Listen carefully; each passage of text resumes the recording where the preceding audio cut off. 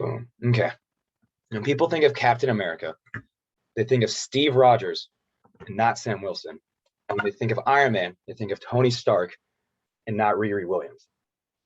For almost a century, since the first superhero was introduced, the superhero community has been dominated by the white male superhero. Some people say to correct this, the comic companies need to change the most popular character's race, gender, or sexuality. These people are wrong. In order to bring about real change in comic books and comic book movies, we need to start putting already developed minority characters in the spotlight. Highlighting already developed heroes instead of changing the most popular heroes will keep seasoned fans happy and not pander to new readers while giving people heroes they can look up to. Now I'll talk about minority superheroes and how they've been in the shadows for a long time. In the Silver and Bronze Age of comic books, which was from about 1956 to 1984, many new characters were created to fit the needs of different audiences of readers.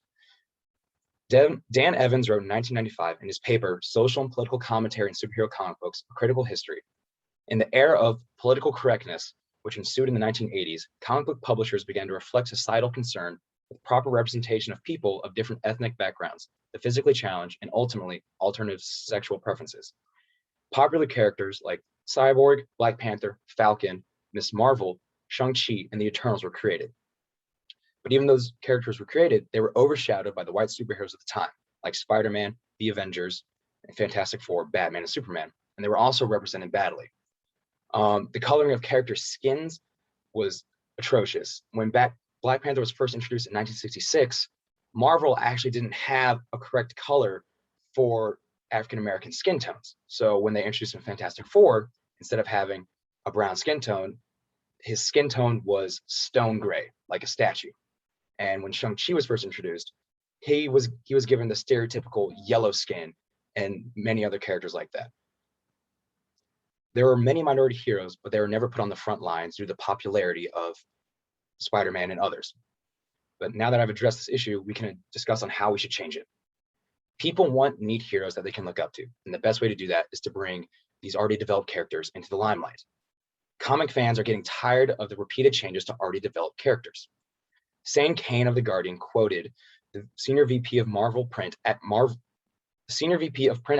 in April of 2017 when he said, any character that was diverse, any character that was new, or female characters, anything that was not a core Marvel character, people were turning their nose up. And this is because at this point, Marvel and DC were going through a phase of change. Marvel was doing something called All New, All Different, and DC was doing something called DC Rebirth. And during this, they were pushing out brand new variations of our favorite heroes while pushing the old ones to the sidelines. They put Iron Man Tony Stark into a coma at the end of the second superhero civil war, and they brought about Riri Williams, an African-American female who took over the role as Iron Man. Jane Foster became the new Thor, and she was female. And when male Thor was deemed unworthy to wield the hammer, and Sam Wilson became Captain America when Steve Rogers was de-aged and he was aged up and lost the super soldier serum. These stories often pandered more towards the new audience, trying to bring about the current trends in social change, while instead of trying to actually develop the characters and making them good. But we have proof that focusing on already created characters works instead of changing the popular ones. In 2016, Black Panther was introduced to the world on the silver screen in Captain America Civil War. During that same month, Marvel decided to create a new series for this character, who was introduced in the 1960s.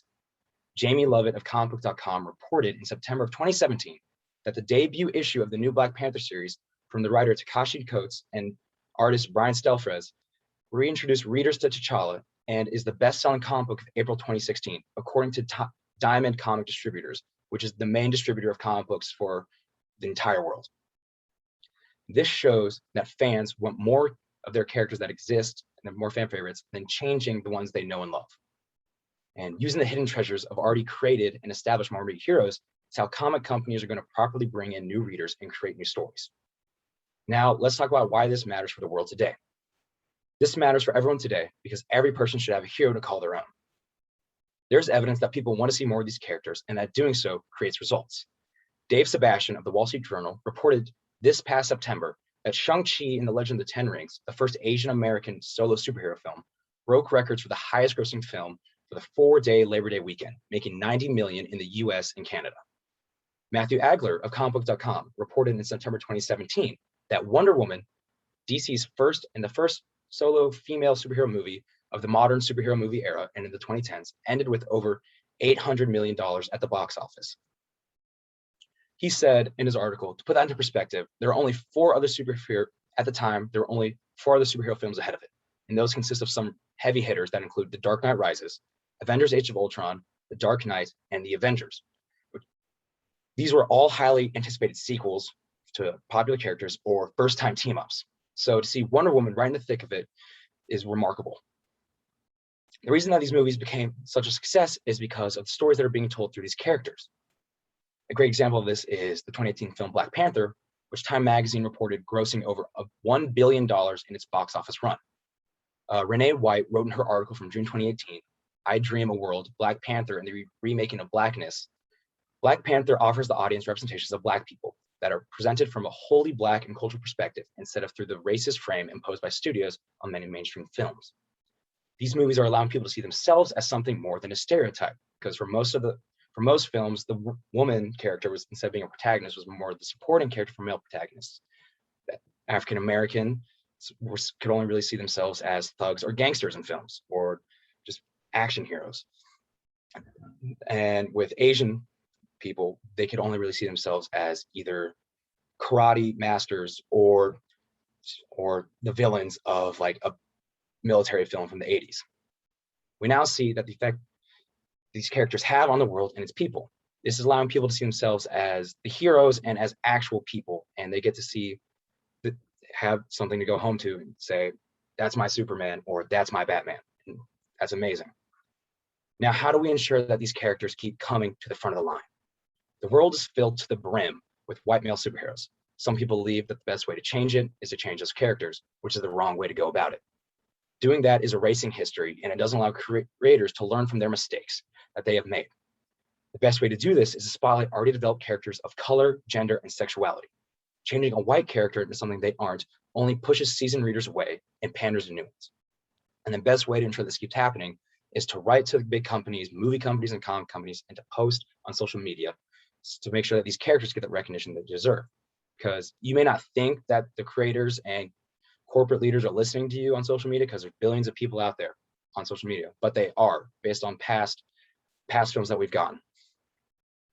By bringing these characters like Shang-Chi, Black Panther, Wonder Woman, and more to the forefront of comic shops and movie theaters, we ensure that every child and adult has a hero to call their own.